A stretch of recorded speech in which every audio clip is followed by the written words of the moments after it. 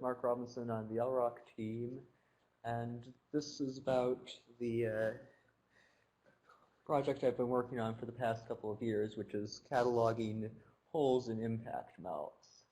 So, as you can see, I've found a fair few of these.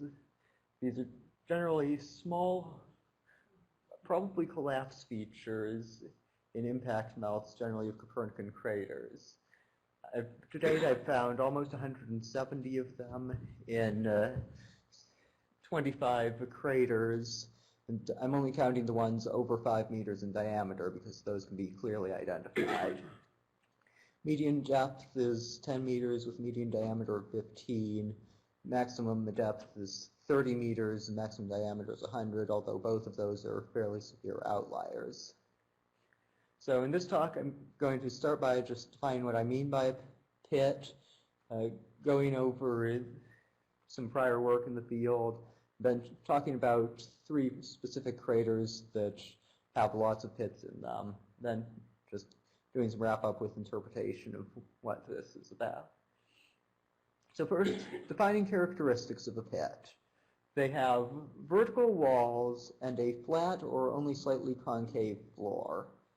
And one of the things I picked on for a defining characteristic is that most of the depth is due to the vertical walls rather than the concave floor. This is mostly to make it have it easy to distinguish these from the impact craters.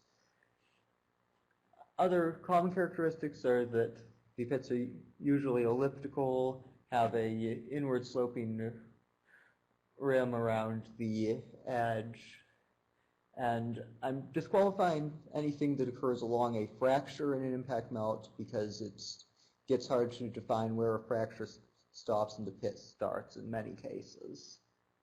And I don't want the term pit to imply anything about the formation mechanism except possibly that they're a collapse feature. I've had a lot of trouble with trying to find pit terms that are generic enough, so hopefully pit is pretty generic.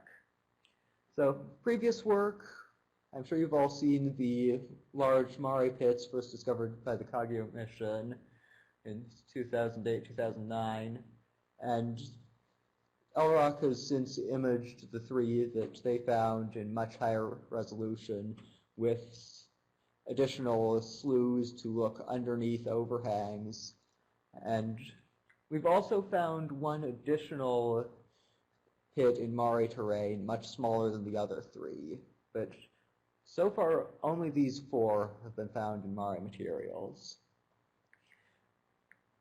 For some distinctions between Mare pits and impact melt pits, first I should note that with only 4 Mare pits, it's hard to make any sort of generalizations about them.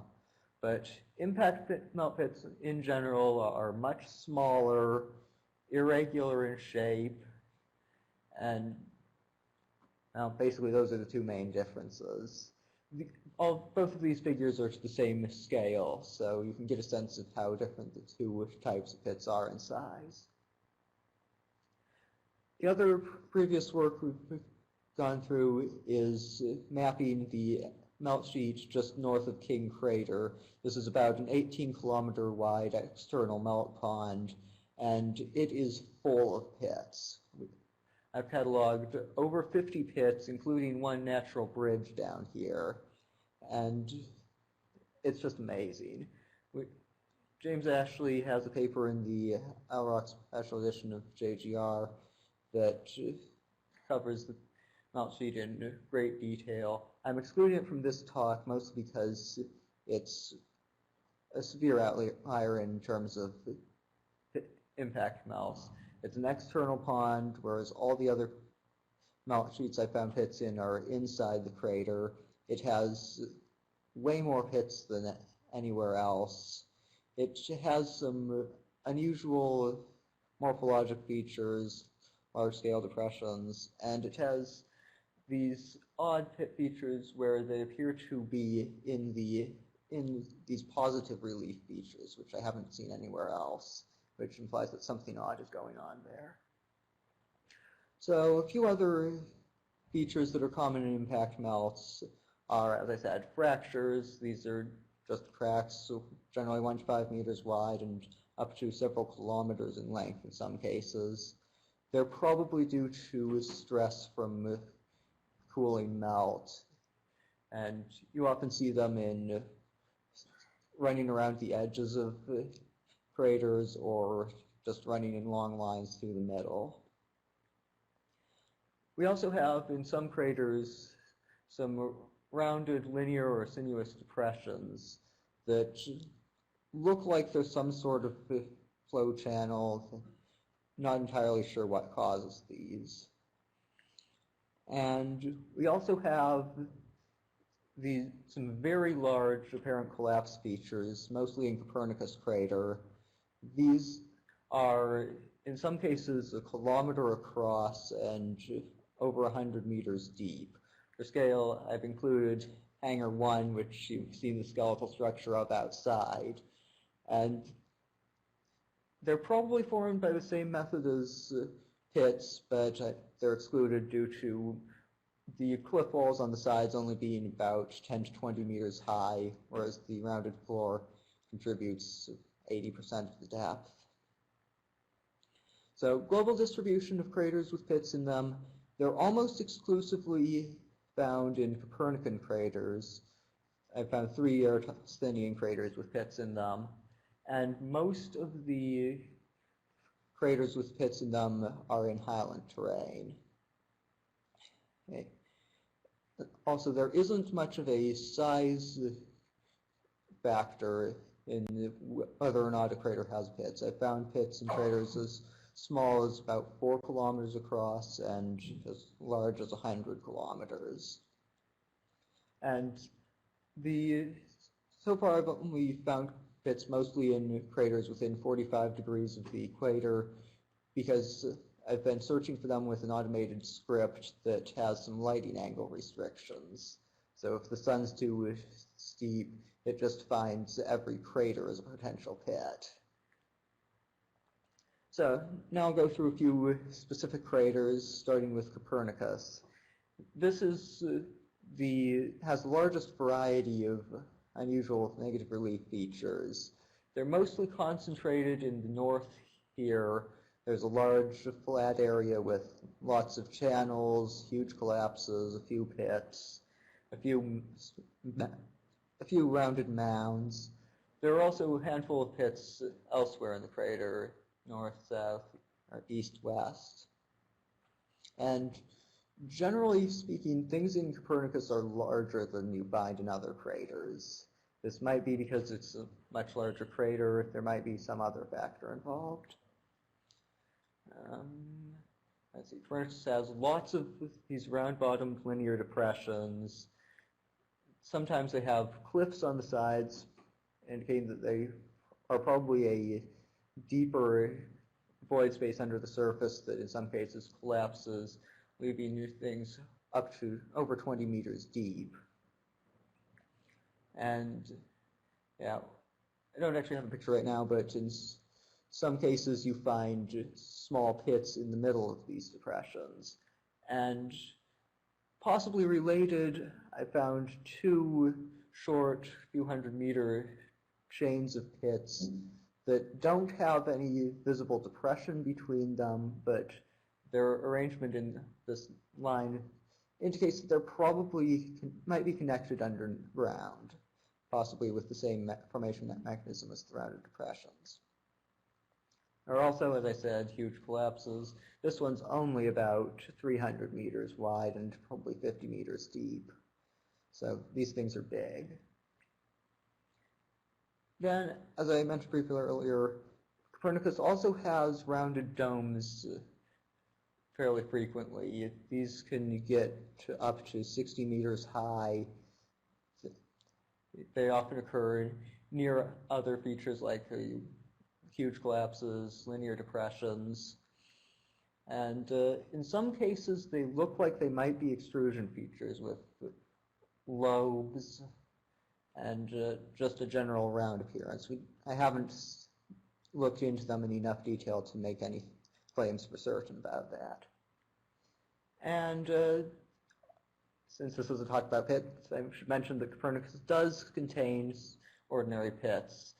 This one is the largest one I've found in any crater, 100 meters long, and we've got a few normal smaller pits. Okay, Stevinus is another crater, lots of pits in it. Unusual that it doesn't have any fractures. The pits are generally fairly average in shape and size, and it also has dome features, in this case somewhat wider and flatter than the ones in Copernicus. And Lalande is a third crater, once again fairly somewhat smaller pits than normal. They're scattered throughout a impact melt sheet that only covers about half the floor of the crater. The rest is filled in with slumped wall material. Lots of fractures here, and yeah, the pits in question around here are generally small and frequent. Most of the things pointed out by arrows here look like they're probably pits, but they're actually too small for me to be certain of that. So I've counted about 20 pits in the crater that are larger than 5 meters, but there are probably 2 or 3 times that many smaller.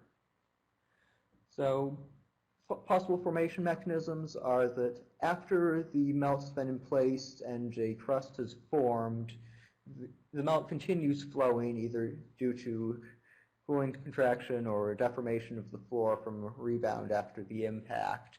And this leads to melt flowing, leaving void spaces, possibly subsurface passageways. Got some rough estimates of the melt thickness, but they're so back of the envelope that they're really only good for an order of magnitude. And basically, in conclusion, impact melts flow within the melt pond for quite a while after a crust forms.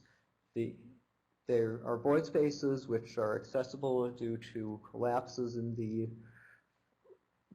cooled surface, and those void spaces should contain material that's unmodified by space weathering and could be useful for future exploration by providing radiation protection. And this image down here is from Jackson Crater and is my favorite possible location for a uncollapsed lava tube with a little pit leading into it. So, any questions?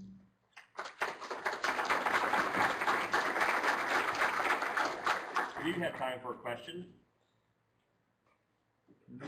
Charlie. Fascinating discussion. Since you've looked at so many of these, can you tell us anything about the statistics of craters that have, of those craters that have impact melt within them, what portion do you see pits in?